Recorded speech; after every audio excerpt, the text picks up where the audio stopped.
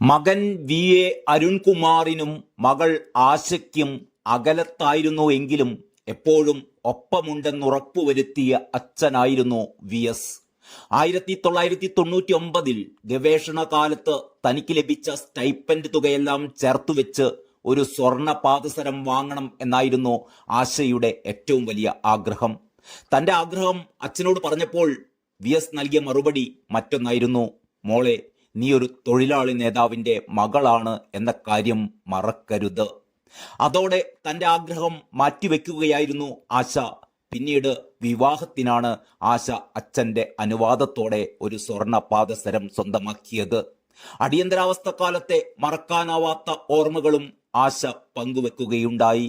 V എസിന്റെ വീടും പരിസരവും പോലീസ് വളഞ്ഞ ദിവസം പുലർച്ചെ 3 മണിക്ക് തങ്ങളുടെ വാതിലിൽ പോലീസ് തുടരെ കൊട്ടുന്നത് കേട്ടാണ് ഉണർന്നത്. അന്ന് തനിക്ക് പ്രായം 7 വയസ്സു മാത്രം. പോലീസിനെ കണ്ട് താനും അമ്മയും അനിയനുമൊക്കെ ഭയന്നു. എന്നാൽ അമ്മയെ ആശ്വസിപ്പിച്ച അച്ഛൻ തനിക്കും അനിയനും ഉമ്മ നൽകി വാരിപ്പുണർന്ന ശേഷമാണ് പോലീസിനോടൊപ്പം ജയിലിലേക്ക് പോയത്. കുറച്ച് ദിവസങ്ങൾക്ക് ശേഷം വി എസിനെ കാണാൻ തിരുവനന്തപുരം പൂജപ്പുര സെൻട്രൽ ജയിലിൽ കുടുംബത്തോടൊപ്പം പോയതും ആശ ഓർത്തെടുക്കുന്നു. താൻ അച്ഛന് കഴിക്കാനായി ഒരു ഓറഞ്ചുമായാണ് പോയിരുന്നത്. എന്നാൽ സ്നേഹത്തോടെ ആ ഓറഞ്ച് തനിക്ക് തന്നെ തിരിച്ചു തരികയായിരുന്നു.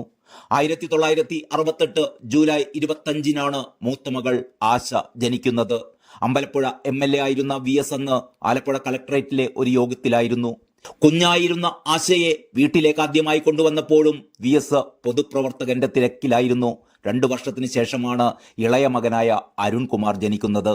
അരുൺകുമാറിനെ അപ്പു എന്നായിരുന്നു വി എസ് വിളിച്ചിരുന്നത്. തിരക്കുകൾ കാരണം വി എസ് മക്കൾക്കൊപ്പം ഉണ്ടാവുക അപൂർവമായിരുന്നു.